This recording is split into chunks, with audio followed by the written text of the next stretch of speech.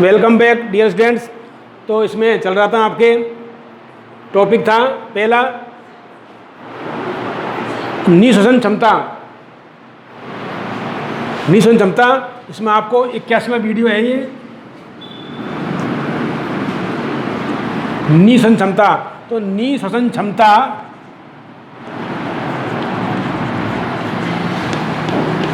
बराबर क्या बताया था हमने आपको, ज्वारीय आयतन प्लस निःश्वसन आरक्षित आयतन किसके बराबर होती है? तो वायु की वह अधिकतम मात्रा जो ज्वारीय आयतन और निःश्वसन के बराबर होती है, क्या कहलाती है? निःश्वसन क्षमता। इसमें देखिएगा, इसको बोलेंगे इंस्पायरेटरी कैपेसिटी IC बराबर TV प्लस क्या आ जाएगा इसमें IRV, इसके बराबर ये होती है। अब ध्यान देना, अब इनके मान निकाल दें हम। IC मतलब वही जो निःशोषण क्षमता, इंस्पायरेटरी कैपेसिटी, इसका मान कितना था? 500 ml। देखो बहन जी, अब 500 ml था, निश्चित है ना, टाइडल वॉल्यूम निश्चित होना चाहिए। ये तो आता ही है, पूछा जाता है जानकड़ा। हो सकता है आपके एक नंबर में पूछ ले जाए इस बार 2021 में कि ज्वारीय आयतन का मान बताइए, पूछ ले जाता है जानकड़ा। सिंपल क्वेश्चन आते हैं, कठिन नहीं आते। बड़े प्रश्न आपके देभाग में और सहभाग में आते हैं, 3 नंबर के और 4 नंबर के, जबकि 1 से लेकर के 24 तक प्रश्न छोटे आते हैं। 13 क्वेश्चन 1 नंबर के और 11 क्वेश्चन 2 नंबर के। ध्यान रखने बात पूरा। अब देखो आप, प्लस ये कितनी थी? IRV। ध्यान देना, निःशोषण आरक्षित आयतन कितना था ये? 3000 लेंगे, ध्यान रखना। हाईएस्ट लेंगे 3000। हाँ क्या 3000 लेंगे भाई? 2500 से 3 तक बताया था ना मैंने आपको, तो 3000 अधिकतम मान लेंगे उसका। अब देखो कितना हो गया? 3500 ml, इतना होता है धरना IC। मतलब निःशोषण क्षमता अधिकतम इतनी होती है। इससे अधिक लिया, लगभग मान लो, कोई दिक्कत नहीं है। इससे थोड़ा अधिक ले लिया, 4000, कोई दिक्कत नहीं है। 4.5 लिया तो फट जाएंगे फेफड़े। ये बात ध्यान रखना गुणमाकों में, इससे अधिक नहीं ले सकते हम। तो टोटल कितनी आ रही है भाई? 6000 से 8000 तक 1 मिनट में। ये बहुत अधिकतम है। ये 2500 भी लेना, फिर 3000 बैठती है, वही है, मतलब अधिकतम है ये, अधिकतम। इससे अधिक हुई तो फेफड़े फट सकते हैं। इतनी क्षमता लो, आप श्वसन लो, देखो कितनी क्षमता है आप में। जैसे जोर से लिया तुरंत निकाल दोगे, क्षमता नहीं है भाई।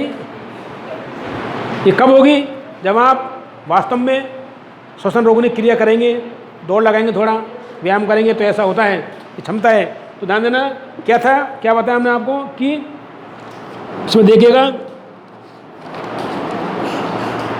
कि वायु की वह अधिकतम मात्रा जो एक निःशोषण में ग्रहण की जाती है, मतलब एक बार निःशोषण लेने पर वायु की जो मात्रा ग्रहण की जाएगी, क्या कहलाएगी? निःशोषण क्षमता।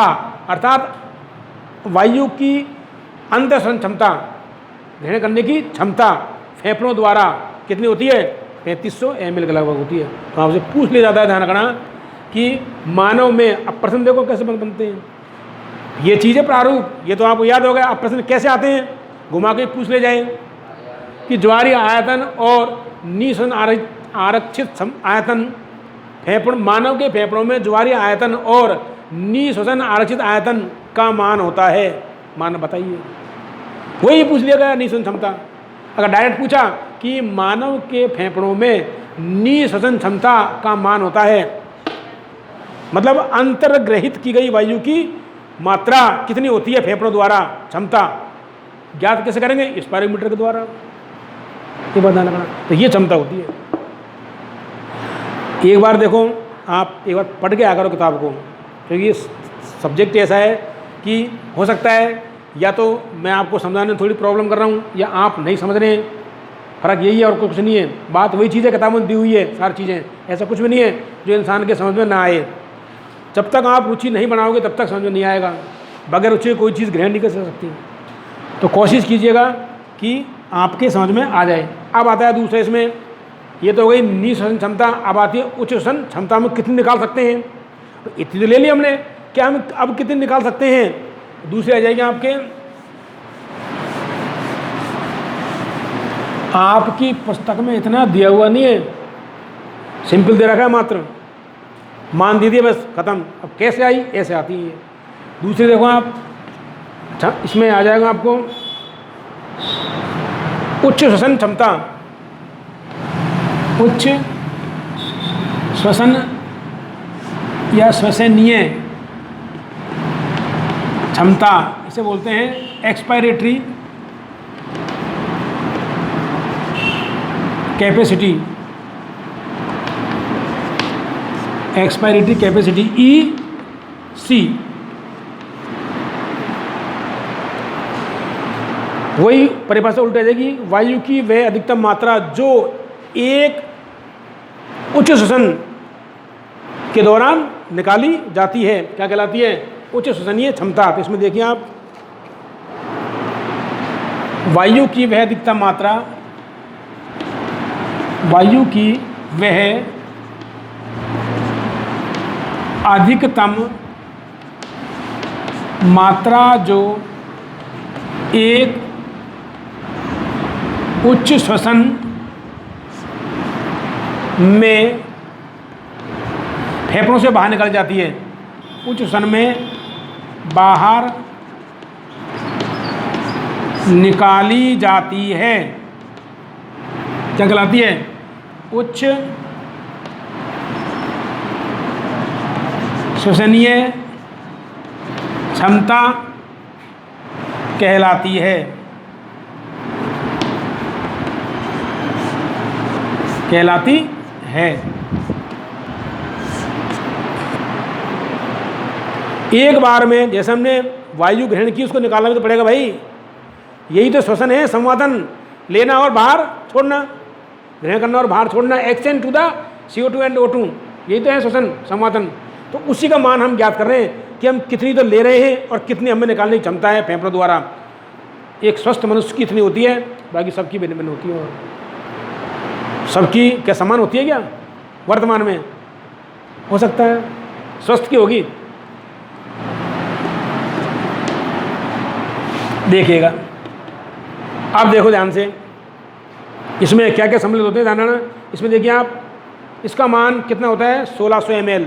ये देखो इसका मान, अब ध्यान दीजिएगा, उसका ज़्यादा इसका क्या हो गया, आरक्षित हो गई वापस। इसका मान 1600 ml होता है, ध्यान देना, कितना होता है, 1600 ml होता है। इसमें क्या क्या आते हैं देखो, अगला पॉइंट है, इसमें ज्वारीय आयतन, ये तो चलेगा ही, ज्वारीय आयतन और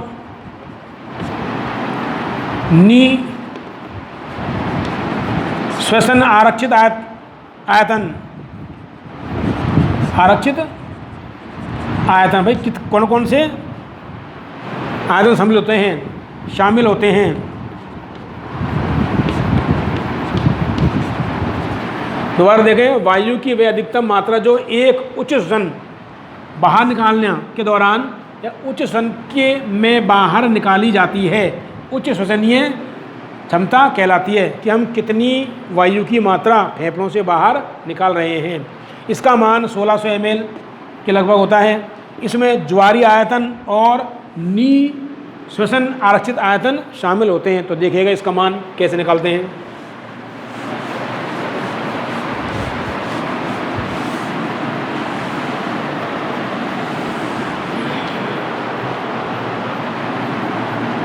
ई क्या आएगी, R कैपेसिटी EC, यही तो था, बराबर टाइडल वॉल्यूम प्लस कौन सा, ERV, दोनों वॉल्यूम आएंगे ना, दोनों शामिल होते हैं। अब देखो ध्यान देना, मैंने टीवी तो वही 500 ml प्लस ये कितना था, 1000 था ना, क्या 1000 से लास्ट पढ़ लेंगे 1100।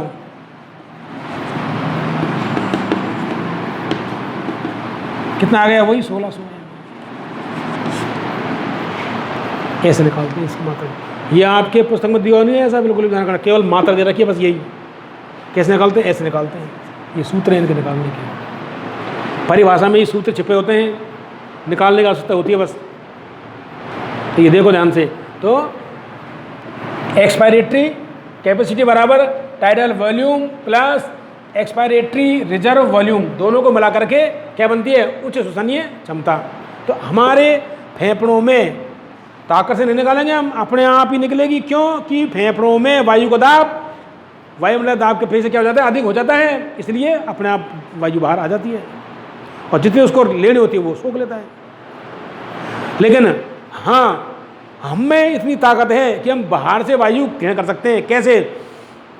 दबाव लगा रहे हैं हम, बाहर का क्या है? अधिक है, अपना आप जाएगी, नहीं है क्या?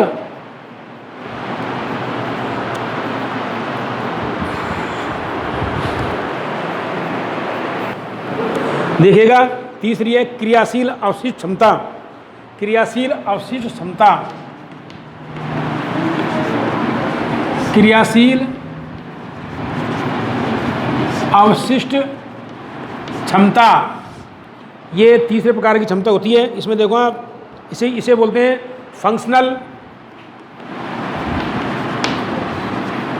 फंक्शनल रेजिडुअल कैपेसिटी, मतलब शॉर्ट में FRC। ये क्या होती है? इसमें देखो आप कि सामान्य उच्च श्वसन के बाद जो वायु की शेष मात्रा फेफड़ों में बचती है, हाँ, क्रियाशील अवशिष्ट, मतलब उच्च श्वसन के मतलब बाहर निकाल दिया, उसके बाद जो शेष मात्रा बच जाती है फेफड़ों में, क्या कहलाती है? अवशिष्ट क्षमता। तो इसमें देखिए, सामान्य उच्च श्वसन के बाद फेफड़ों में शेष बची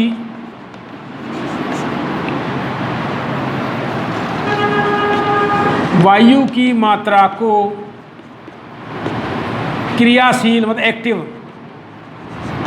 क्रियाशील अवशिष्ट, शेष है इसलिए अवशिष्ट बोलेंगे इसको, अवशिष्ट क्षमता कहते हैं। क्षमता क्यों है? क्योंकि ये फेफड़ों को क्रियाशील रखती है, इसलिए क्या नाम दिया गया है? क्रियाशील अवशिष्ट क्षमता। क्षमता तो है लेकिन अवशिष्ट है, शेष बची हुई है, इसलिए फेफड़ों क्या रखती है? क्रियाशील रखती है। इसका मान कितना होता है? देखिएगा ध्यान से, इसका मान देखो, इसमें आ जाएगा आपको, यह है 2300 ml। कितनी होती है? 2300। इसका मान 2300 ml के बराबर होता है। क्या होता है? अब इसमें क्या क्या आते हैं ध्यान रखना, तब आएगा ये कौन कौन चीज़ सम्मिलित की जाती है, इसमें ध्यान देना आप। इसमें आ जाएगा आपको, मान निकालेंगे तो उच्च श्वसन, आरक्षित आयतन और अवशिष्ट आयतन। इसमें अवशिष्ट आयतन आएगा, वॉल्यूम आयतन नहीं आएगा इसके अंदर। इसमें देखिएगा,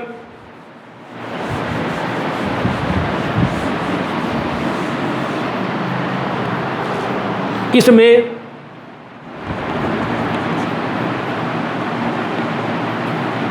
उच्च क्रियाशील होना चाहिए, यही आगे क्रियाशील अवशिष्ट आयतन और अवशिष्ट आयतन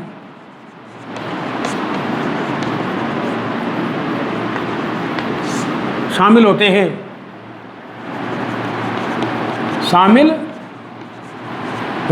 क्रियाशील अवशिष्ट आयतन और अवशिष्ट आयतन। तो इसमें देखो आप, वही कौन सा,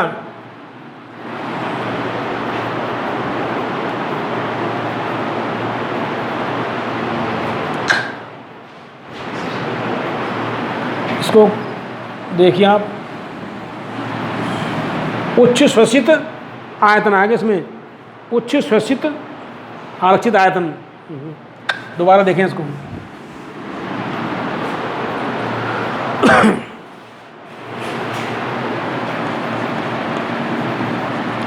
इसमें पहले सही लिखा रहे थे, उच्च श्वसित, उच्च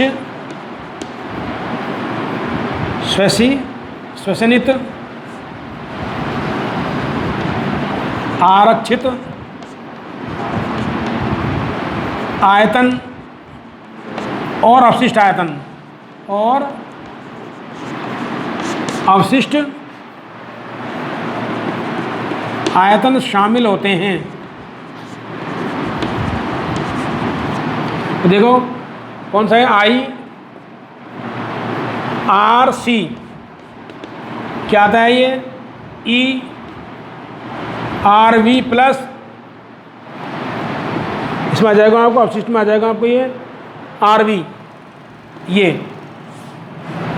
देखिएगा ध्यान से, क्या है ये, क्रियाशील,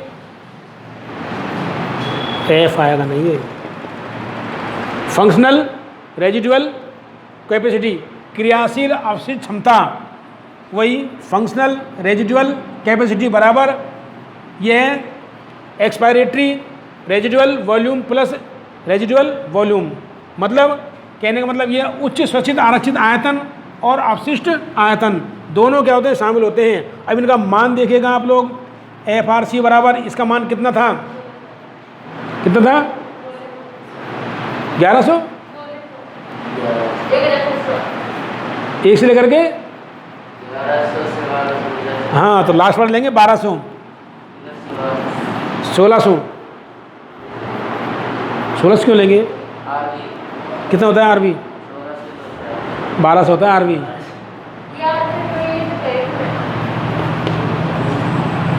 ग्यारह सौ होना चाहिए ये वाला मान, आरक्षित आयतन देखो इसमें, और इसमें आएगा आपको, ये आएगा 1200। देखो दोबारा कितने हैं अवशिष्ट, जी हाँ 1200 है अवशिष्ट। क्षमता होती है, रह जाती है इसके अंदर, तो चालू कर दिया बंद कर दिया,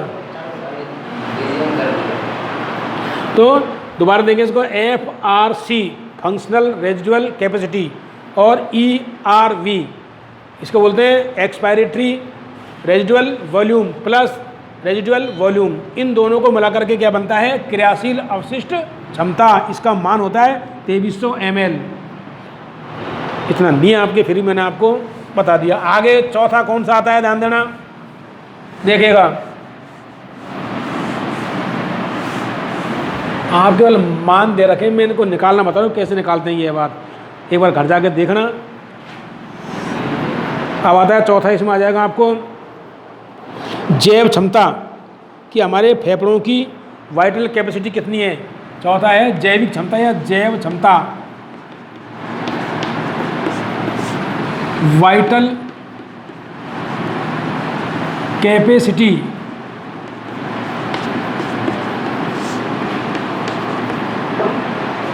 जैव क्षमता।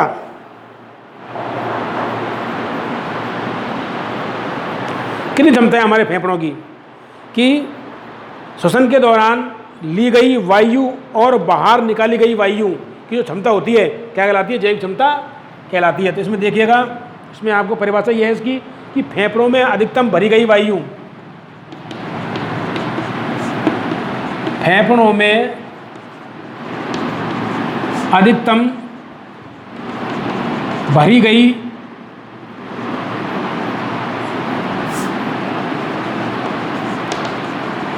और अधिकतम निकाली गई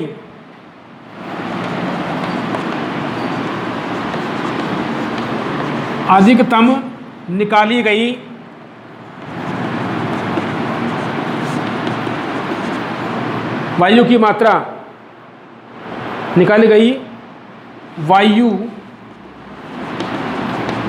की मात्रा को फेफड़ों की जैविक क्षमता या जैव क्षमता कहते हैं।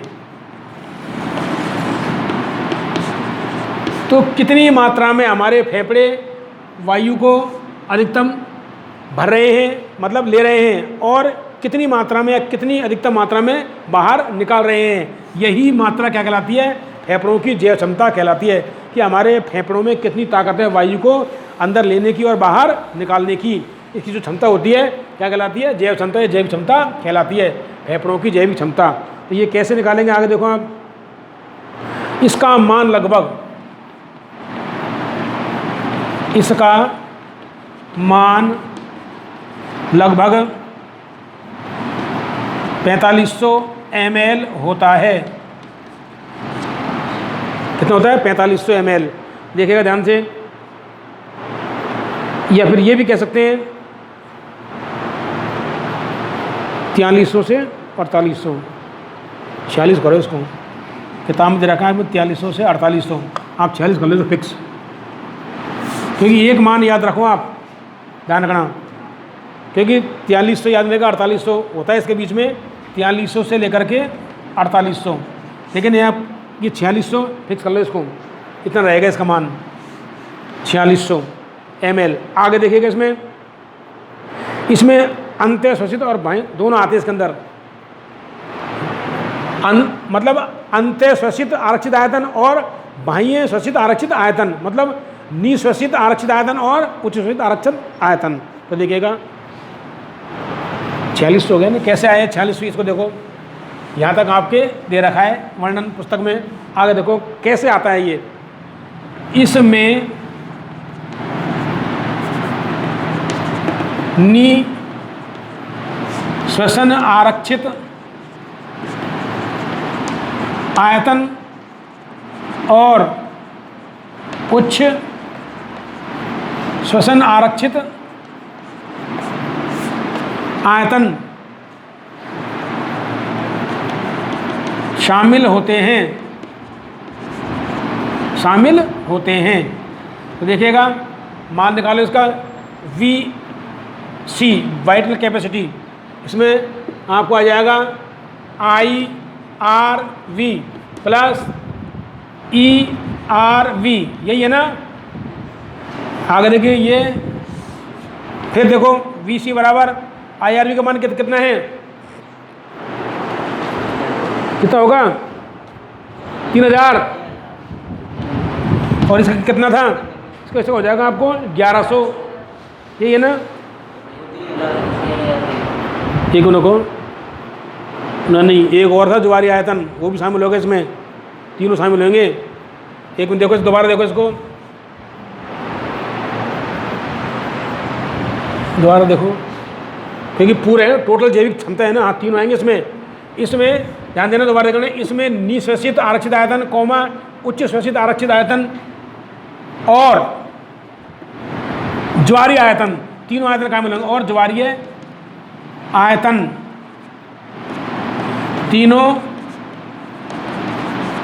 शामिल होते हैं। देखने बेटा दोबारा इसमें ध्यान देना, इसमें निश्वसित आरक्षित आयतन कि हमने निश्वसन के दौरान कितनी वायु की मात्रा ग्रहण की, और उच्च श्वसित आरक्षित आयतन और कितनी हमने श्वसन के द्वारा बाहर निकाली गई, और कौन सा ज्वारीय आयतन। इसमें एक और कर लो आप, TV टाइडल वॉल्यूम, ये तीनों आएंगे इसके अंदर। तो इसका मान कितना होगा? ERV का 1100 होता है, इसका मान 500। देखो टोटल क्षमता कितनी हो जाएगी? हो गई 4600 पूरी, 3000, हाँ कितने हो गए तब? 46 हो गई पूरी। ऐसे आएंगे लगभग, ध्यान देना। तो इतना आपके दे रखा है केवल यहाँ तक। तो ये ऐसे निकालते हैं, इनको ध्यान रखना। आप प्रश्न आ सकता कैसे आता है, आप देखिए ध्यान से, प्रश्न कैसे पूछते हैं। ये आपने पढ़ लिया, कोई बात नहीं, देखना, नोट्स बना रहे हैं, बनाना आराम से, और फिर भी कमी रह जाती है फिर पूरी कराएंगे उसके, इसके बात नहीं है। प्रश्न कैसे आते हैं ये देखो आप एग्जाम में, ये है मेन चीज़। प्रश्न आता है कि जैविक क्षमता, फेफड़ों की जैविक क्षमता है, आप ध्यान देना, आप सुनो ध्यान से। इसमें आपको ये तीनों 2 दे दिए ऊपर के ऑप्शन में, इसमें ये दे दिया, ये दे दिया, एक में ये दे दिया, ये दे दिया। कुछ समझ रहे हो क्वेश्चन? देखो ध्यान से, वाइटल कैपेसिटी है पहला, आपको मिल जाएगा, आपको पहला आ जाएगा आपके IRV प्लस TV। प्रश्न आ रहे हैं जो देखा होगा आपने, सेकंड भाग आप आ जाएगा ERV प्लस TV। तीसरा IRV plus ERV plus TV। चौथा देखो IRV प्लस ERV, इनमें से कौन सा है? ये आएगा, तीनों शामिल होंगे। एस प्रश्न आते हैं, और जब एस प्रश्न आते हैं ये कहाँ ही है, क्या है पता नहीं, एग्जाम में ऐसे पेपर में देखते नहीं है, छोड़ देते हैं आप लोग।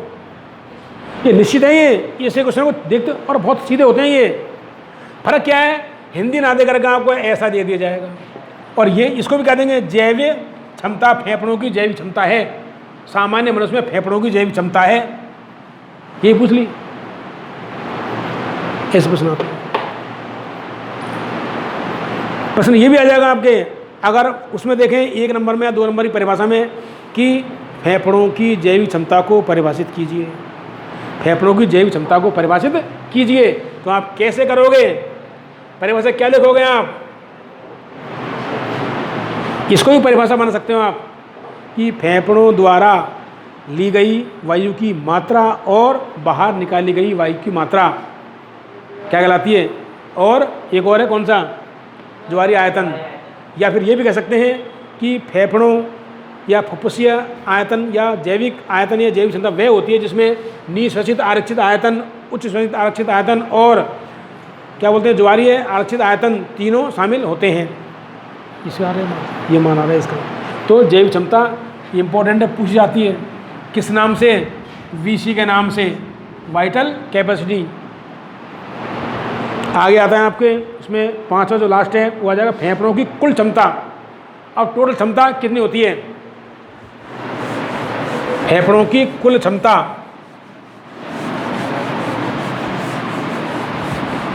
फेफड़ों की कुल क्षमता 5वां है आपके फेफड़ों की कुल क्षमता, टोटल कैपेसिटी ऑफ लंग्स। इसमें क्या होता है आपको ध्यान देना, TLC इसे बोलेंगे, टोटल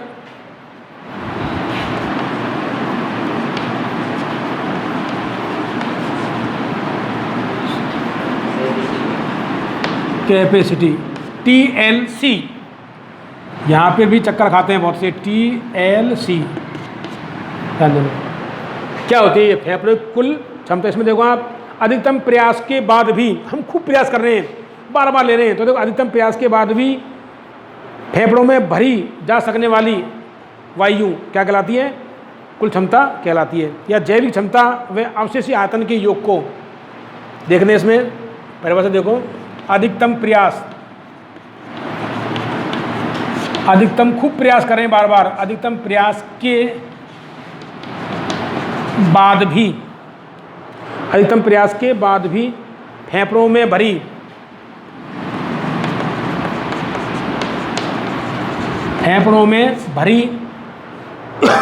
जा सकने वाली, भरी जा सकने वाली वायु की कुल मात्रा, वायु की जा सकने वाली वायु की अधिकतम मात्रा को फेफड़ों की कुल क्षमता कहते हैं।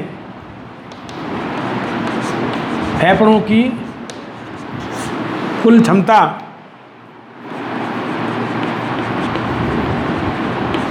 कहते हैं। या फिर इसको ये भी कह सकते हैं कि इसमें जैविक क्षमता एवं अवशेषी आयतन के योग, जैविक क्षमता एवं अवशेषी आयतन या अवशिष्ट आयतन के योग को फेफड़ों की कुल क्षमता कहते हैं, कुल क्षमता कहते हैं। तो ये ध्यान देना, क्या आवाज़